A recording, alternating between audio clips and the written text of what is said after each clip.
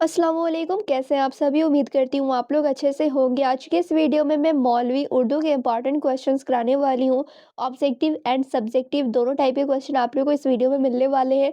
और एक चीज़ मैं क्लियर कर दूँ कि ये सभी स्ट्रीम्स के लिए रहने वाला है। चाहे आप लोग का मौलवी साइंस स्ट्रीम हो, चाहे कॉमर्स हो, चाहे आर्ट्स हो, चाहे इस्लामी हो, तो सभी स्ट्रीम्स के लिए ये वीडियो रहने वाला है। उर्दू एक ऐसा सब्जेक्ट है जो कि सभी स्ट्रीम में कंपलसरी है। तो चलिए वीडियो को मैं स्टार्ट करती हूँ, आप सभी को इंपॉर्टेंट क्वेश्चन करा देती हूँ। तो यहाँ पर आप लोग देखेंगे सबसे पहले ऑब्जेक्टिव क्वेश्चंस, ठीक है। उसके बाद आप लोग देखेंगे सब्जेक्टिव क्वेश्चन, ठीक है। तो सबसे पहला सवाल है, उर्दू के पहले शायर कौन माने जाते हैं। मीर तकी मीर माने जाते हैं, क्या ये राइट आंसर होगा? तो बिल्कुल भी नहीं। यहाँ पे होगा सही जवाब ऑप्शन बी, वली दखनी। वली दखनी उर्दू के पहले शायर माने जाते हैं।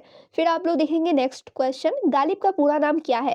तो आप लोग को ऑप्शन सही से देख कर ही टिक करना है, क्योंकि बहुत ज़्यादा कंफ्यूज किया जाएगा आप लोगों को, इसलिए सही सही आप लोग ऑप्शन में टिक करेंगे। तो मिर्ज़ा असदुल्ला खान गालिब, क्या ये गालिब का पूरा नाम था, या फिर मिर्ज़ा अब्दुल कादिर, या फिर नवाब मिर्ज़ा खां होगा, या फिर अल्ताफ़ हुसैन अली होगा। अल्ताफ़ हुसैन अली तो बिल्कुल नहीं होगा, ठीक है। नवाब मिर्ज़ा खां, क्या ये होगा? तो बिल्कुल नहीं। मिर्ज़ा अब्दुल कादिर, कादिर उधर तो उनका नाम था ही नहीं। मिर्ज़ा असदुल्ला खां गालिब इनका पूरा नाम था। तो यहाँ पे हो जाएगा राइट आंसर ऑप्शन अलिफ, ठीक है। तो ये थोड़ा कंफ्यूज तो नहीं किया है ऑप्शन, लेकिन आप लोग के एग्जाम में इस तरीके से सवाल रह सकता है कि गालिब का पूरा नाम क्या था, उसके बाद नीचे रहेगा सिर्फ असदुल्ला खां गालिब लिखा रहेगा, या फिर सिर्फ मिर्ज़ा गालिब लिखा रहेगा, या फिर सिर्फ असदुल्ला लिखा रहेगा। इस तरीके से कंफ्यूज किया जाएगा।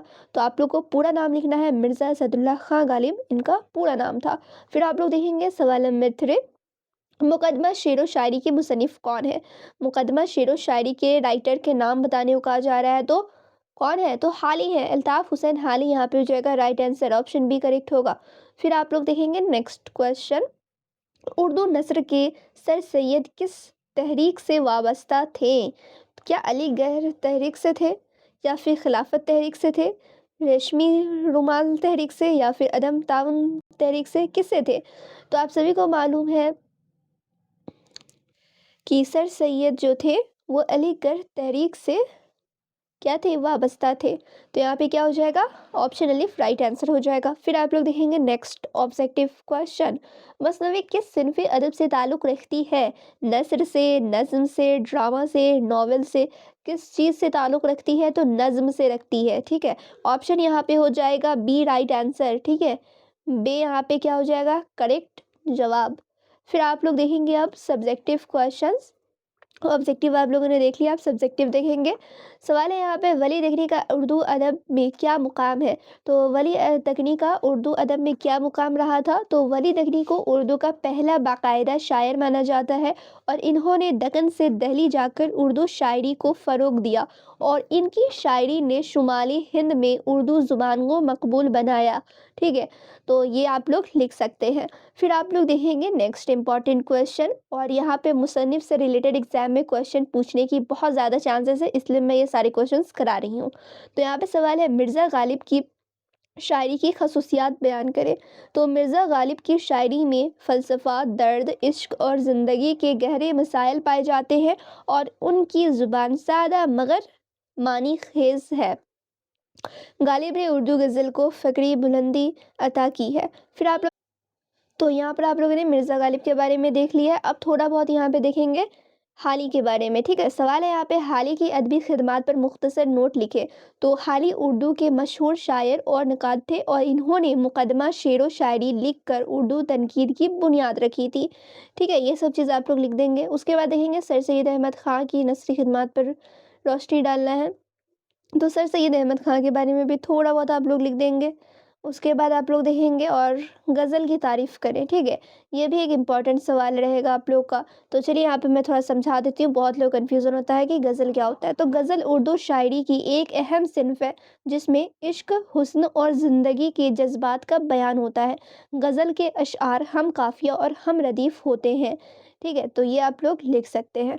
उसके बाद आप लोग देखोगे नेक्स्ट क्वेश्चन, ये आप लोग का लॉन्ग टाइप क्वेश्चन है, नज़्म क्या है और उर्दू अदब में इसकी क्या, यहाँ पे तो थोड़ा क्वेश्चन कट चुका है, ठीक है। फिर भी आप लोग को क्या लिखना है, नज़्म क्या होता है, ठीक है, और इसकी आप लोग खसूसियात लिखनी है, ठीक है।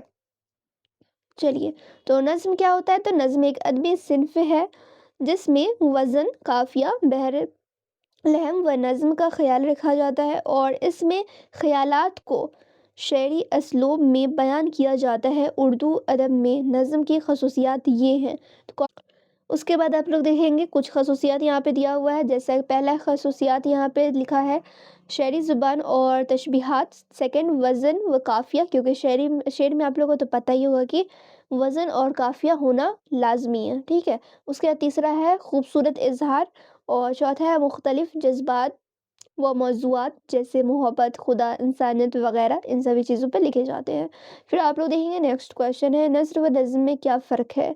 ये भी इम्पॉर्टेंट क्वेश्चन है, आप लोग के एग्ज़ामिनेशन में पूछे जा सकते हैं। नस्र क्या होता है, नज़्म क्या होता है और तो और इन दोनों में फ़र्क क्या होता है? तो नज़्म वह अदबी सिन्फ़ है जो शायरी के कवायद पर मुबनी होती है, जैसे वज़न, काफ़िया वग़ैरह। नस्र वह अदबी सिन्फ़ है जो सादा बेकायदा अंदाज में ख़यालात को बयान करते हैं, मसलन अफ़साना, मज़मून, कहानी वग़ैरह। और आप लोग के एग्ज़ाम में इस तरीके से भी सवाल पूछे जा सकते हैं कि अफ़साना, मज़मून, कहानी ये किस कैटेगरी में आते हैं, किस सिन्फ़ में आते हैं? तो आप लोग को पता होना चाहिए सब नस्र में आता है, ठीक है। नस्र में कौन-कौन चीज़ आएगा, अफ़साना आएगा, मज़मून आएगा, कहानी आएगा। और आप लोगों का नज़्म में क्या आएगा, तो शेर व शायरी ये सब आएगा, ठीक है। चलिए अब आप लोग देखेंगे नेक्स्ट क्वेश्चन, हम्द, नात और मुनक़बत में क्या फ़र्क है? तो यहाँ पे 3 वर्ड्स दिए हुए हैं, तीनों का आप लोग को एक्सप्लेनेशन करना है। तो सबसे पहला है हम्द, अल्लाह ताला की तारीफ़ में नज़्म लिखा जाता है, उसी को हम्द कहा जाता है। दूसरा है नात, हज़ूर सल्लल्लाहु अलैहि वसल्लम की शान में शायरी या नज़्म, उसी को नात कहा जाता है। मुनक़बत क्या होता है, तो औलियाए कराम और बुज़ुर्गाने दीन की शान में नज़्म या कलाम लिखना, उसी को मुनक़बत कहा जाता है। फिर आप लोग देखेंगे नेक्स्ट क्वेश्चन है अफ़साना की खसूसियात लिखें। तो अफ़साना की खसूसियात लिखने को कहा जा रहा है, तो अफ़साना एक अदबी सिन्फ़ है जिसमें मुख्तसर कहानी के ज़रिए किसी वाक़या, किरदार या मुआशरती मसले को बयान किया जाता है और इसके खसूसियात यहाँ पे कुछ दिए हुए हैं। मुख्तसर हजम, दूसरा यहाँ पे है मरकूज़ मौज़ू होनी चाहिए, तीसरा किरदारों की मुख्तसर लेकिन असरदार तस्वीर होनी चाहिए, चौथा इख्तिताम आम तौर पर मुतासिर होनी चाहिए। फिर नेक्स्ट है यहाँ पे क्लासिकी और जदीद नज़्म में फ़र्क बयान करें, ठीक है। तो ये ज़्यादा इंपॉर्टेंट क्वेश्चन है, इसलिए मैं इसे स्किप करती हूँ।